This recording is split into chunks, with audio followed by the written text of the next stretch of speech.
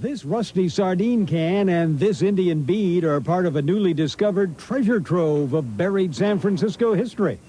Archaeologists working at the site of a construction project across from Mission Dolores today showed off hundreds of historic items that they've collected from three distinct periods.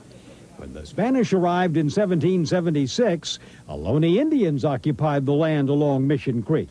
When the Indians first came to the mission, they were attempting to adapt from being hunters and gatherers to working with and working for the Spanish and using different tools. Tools traditionally made of obsidian rock were now made of glass. It was really virtually the end of their way of life, especially if they joined the mission.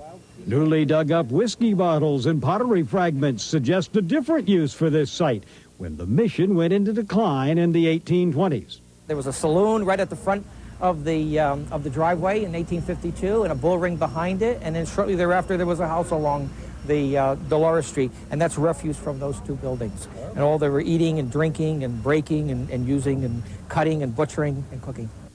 And then in the 1860s, a convent and girls' school occupied the site. These steps are all that remain of the original Notre Dame school.